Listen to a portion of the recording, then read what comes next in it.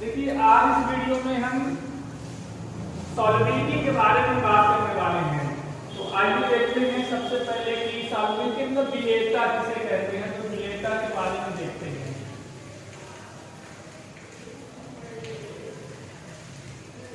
अब विलेयता होती क्या है, सबसे पहले तो यही, क्योंकि देखिए इससे पहले हमने आपको बता दिया था कि जो भी पदार्थ विलयन में है अगर उनकी सांद्रता को व्यक्त करना है तो हमने कई तरीके बताए थे।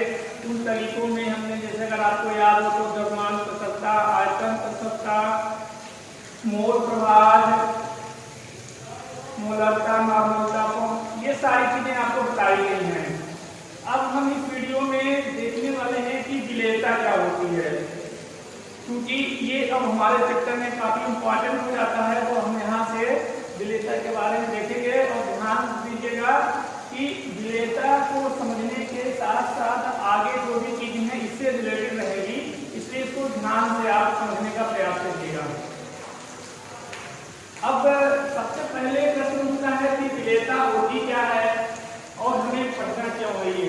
तो पहले इस बात का जवाब ढूंढते हैं कि विलेयता किसे कहते हैं। तो देखिए एक इसकी स्टैंडर्ड परिभाषा है कि 100 ग्राम आपके पास विलयन है। 100 ग्राम आपके पास क्या है, कोई विलयन है जिसका आपको द्रव्यमान पता है कि 100 ग्राम है।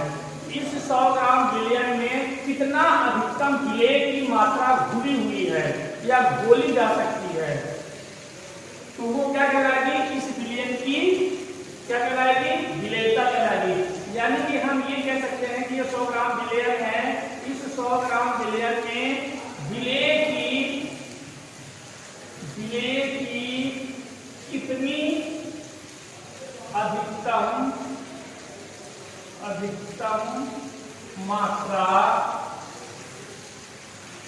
घुली हुई है,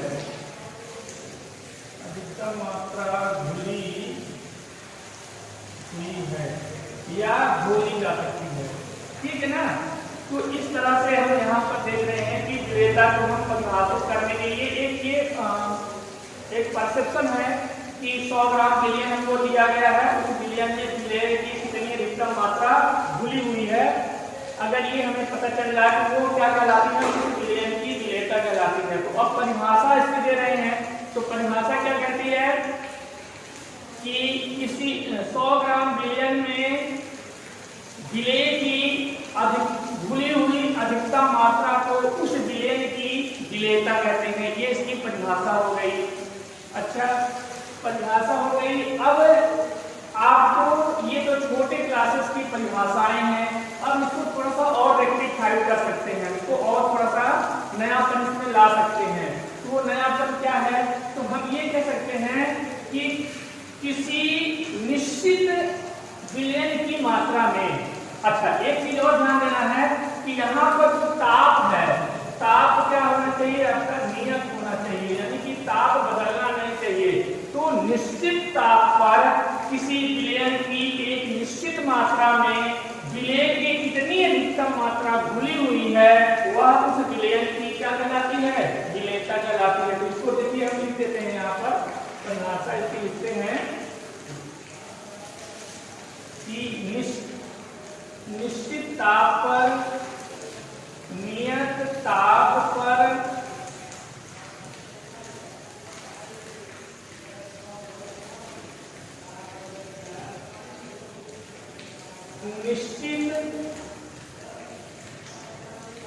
नियत ताप पर विलयन के, नियत ताप पर विलयन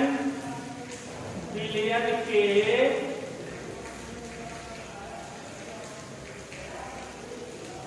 निश्चित मात्रा में विलेय की जितनी भी अधिकतम मात्रा घोली जा सकती है, घोली जा सकती है उसे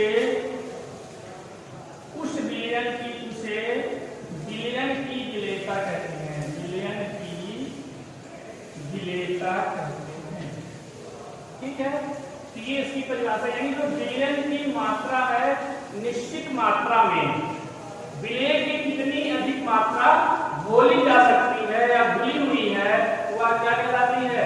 विलयन की विलेयता कहलाती है, विलेयता कहलाती है या कहते हैं। ठीक है, तो ये इसकी परिभाषा हो गई। अब देखिए यहाँ पर, अब आगे हम देख रहे हैं यहाँ पर कि विलेयता को प्रभावित करने वाले कारक, तो इसकी परिभाषा आप लिख लीजिए। अब इसको हटा रहे हैं। अब आगे हम यहाँ पर देखने जा रहे हैं कि ये बड़ा इंपॉर्टेंट है कि विलेयता को प्रभावित करने वाले कारक। तो विलेयता को कौन कौन से ऐसे कारक हैं जो क्या करते हैं? सीधा प्रभावित करते हैं, यानी कि उन कारकों के कारक विलेयता घट कर सकती है। तो वो कौन कौन से ऐसे कारक हैं, इसको आइए एक एक करके देखते हैं। तो जो पहला हम यहाँ पर देख रहे हैं, तो पहला कारक देख रहे हैं विलेय तथा विलायक, विलेय तथा विलायक की प्रकृति पर क्या हो गया? विलेय तथा विलायक की प्रकृति पर। इसका मतलब क्या हुआ? इसका मतलब यह हुआ कि जो विलेय है और विलायक है वो कितना घुलनशील है या घुलनशील नहीं है। एग्जाम्पल के तौर पर जैसे मान लीजिए कि हमने यहाँ पर पानी ले लिया, पानी ऐसा ले लिया, यहाँ पर हमने ले लिया शक्कर, शक्कर से ऐसे विलेय हो जाएगा, और यहाँ पर हमने ले लिया क्या? विलायक में पानी ले लिया, और इसका जो मिश्रण है, इसका मिश्रण को हम क्या कहते हैं? विलेयन कहते हैं। ठीक है।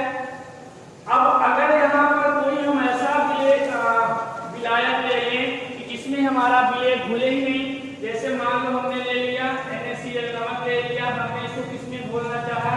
बेंजीन में, C6H6 में। तो यहाँ पर देखेंगे तो यहाँ पर कोई विलयन तैयार नहीं होगा आपका।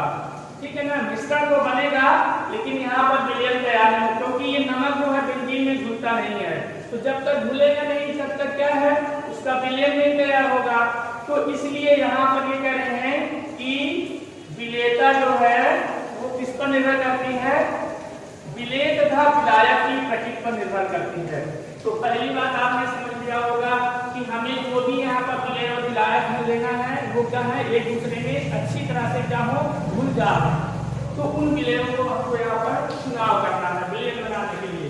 अच्छा, तो पहला पॉइंट हमने देख लिया। अब यहाँ पर दूसरा पॉइंट देखते हैं। दूसरा पॉइंट क्या है? ताप। यहाँ पर क्या ले रहे हैं? ताप। अब एक चीज ऐसा है कि ताप बढ़ाने पर विलेयता क्या है? बढ़ती है। तो यहाँ पर लिख सकते हैं कि ताप बढ़ाने पर विलेयता क्या है? बढ़ती है। अब इसको कैसे समझें? देखिए, ताप बढ़ाने पर विलेयता बढ़ती है, इसका मतलब ये हुआ जैसे मान लीजिए कि कोई आपका विलयन है, यहाँ पर कोई आपका विलयन है, इसमें मान लेते हैं कि विलय की कुछ मात्रा घुली हुई नहीं है। विलयन तो तैयार है, अधिकतर मात्रा घुल गई है, कुछ मात्रा यहाँ पर क्या है? पड़ी हुई है। अगर ये कुछ मात्रा पड़ी हुई है और इसका ताप मान लेते हैं कि इसका ताप कितना है? 25 डिग्री सेल्सियस। अगर इसके ताप को हम 25 से क्या करते हैं यहाँ पर? अगर हम 30 डिग्री सेल्सियस कर देते हैं तो ये देखा गया कि जो ये यहाँ पर घुला नहीं था, ये क्या है? विलयन में क्या जाएगा? घुल जाएगा। तो इस तरह से ताप बढ़ाने पर जो विलेयता है वो क्या है? बढ़ती है। तो ये दूसरा पॉइंट हो गया। अब तीसरा पॉइंट देखते हैं यहाँ पर। तीसरा पॉइंट क्या है इसके? तीसरा पॉइंट ये है कि हम दाब का प्रभाव देखते हैं कि दाब बढ़ाने से विलेयता पर क्या प्रभाव पड़ेगा। तो देखिए, दाब बढ़ाने पर जो द्रव होते हैं और ठोस होते हैं उनकी विलेयता क्या है? प्रभावित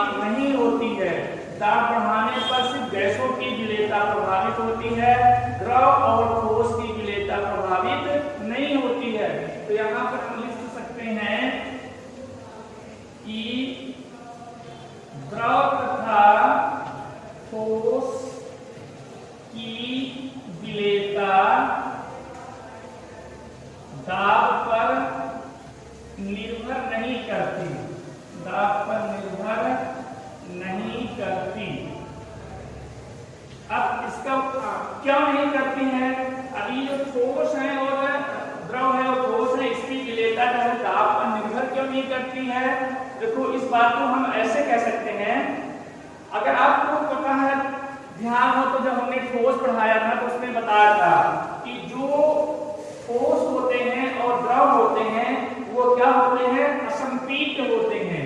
यहाँ पर जो ठोस या आपका द्रव है वो क्या होते हैं? दोनों असंपीड्य होते हैं। असंपीड्य, असंपीड्य, असंपीड्य मतलब कि जिसको और अधिक ना दबाया जा सके। तो चूंकि ठोस और द्रव असंपीड्य होते हैं इसलिए दाब का इन पर कोई प्रभाव नहीं पड़ता है। ठीक है, तो अब हम आगे यहाँ पर देखते हैं कि जो विलेयता है गैस की द्रव में विलेयता, अब उस पर चर्चा करते हैं, क्योंकि वही जो आपके सिलेबस में है आगे, तो उस पर एक नियम जो है आपका हेनरी का वो उससे रिलेटेड है, इसलिए हम उसको पढ़ते हैं फिर हेनरी के नियम पर आते हैं। तो चलिए देखते हैं आगे उसको।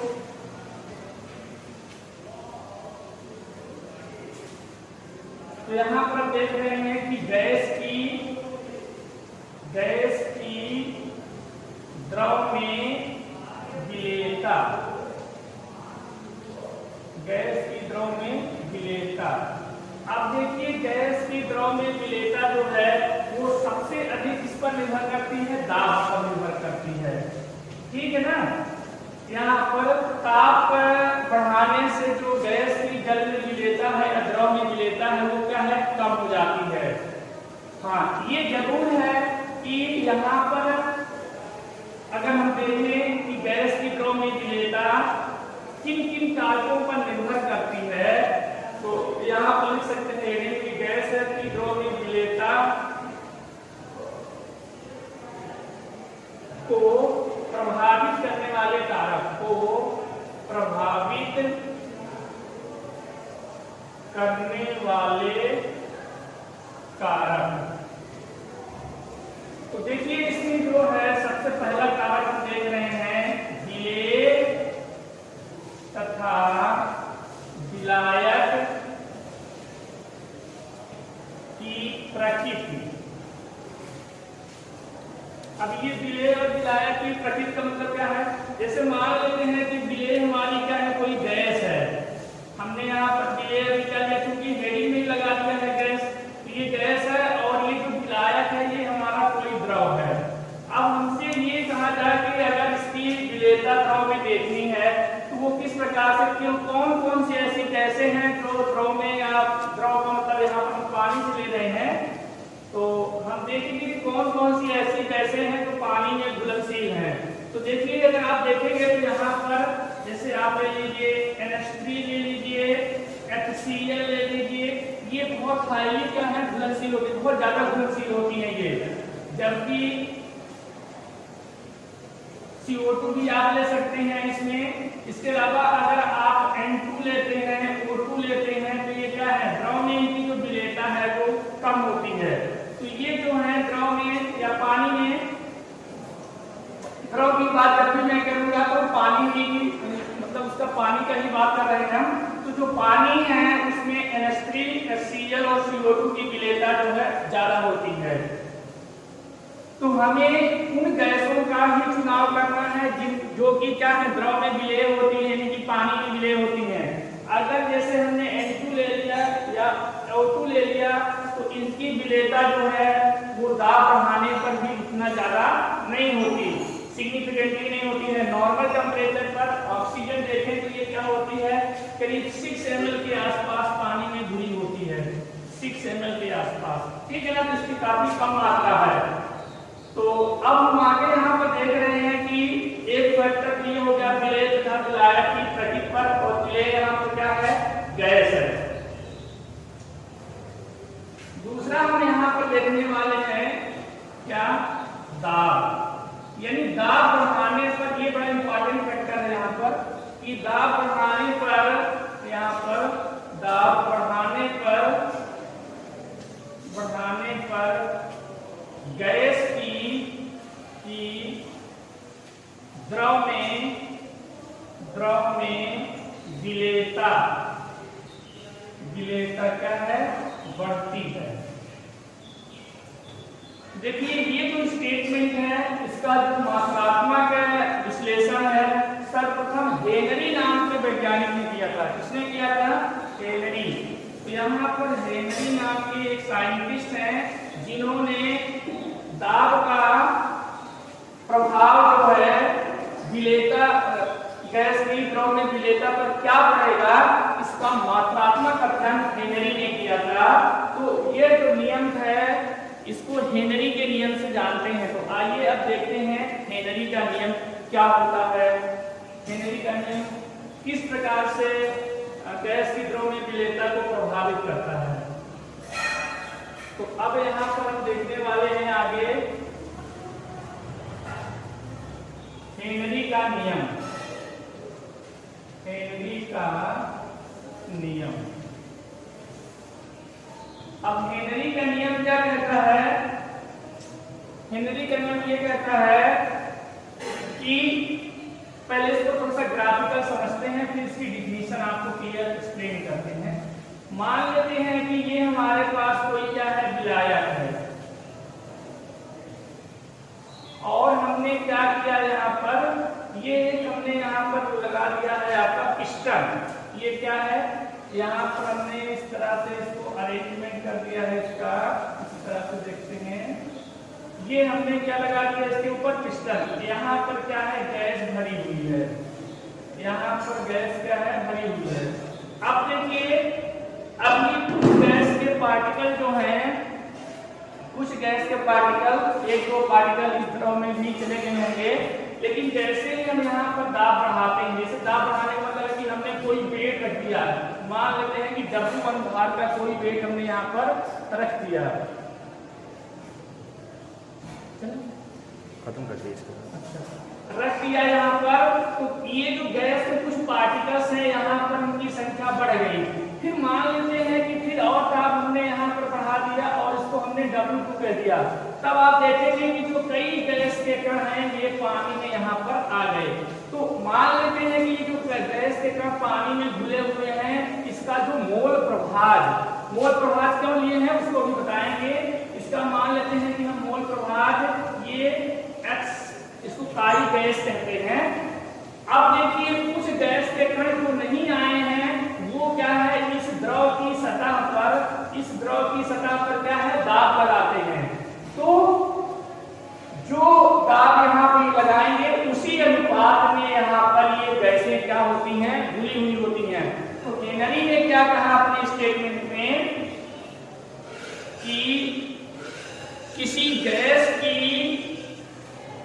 द्रव में जो विलेयता है वो कैसे प्रभावित होती है, जब हम दाब उसके ऊपर बढ़ाते जाते हैं तो धीरे धीरे गैस की जो अणुओं की संख्या है वो द्रव में बढ़ती जाती है। तो स्टेटमेंट हेनरी क्या कहता है कि किसी नियत ताप पर गैस के ऊपर द्रव की सतह पर अध्यारोपित आंशिक दाब, गैस का आंशिक दाब उसमें गैस के मोल प्रभाजों के समानुपाती होता है।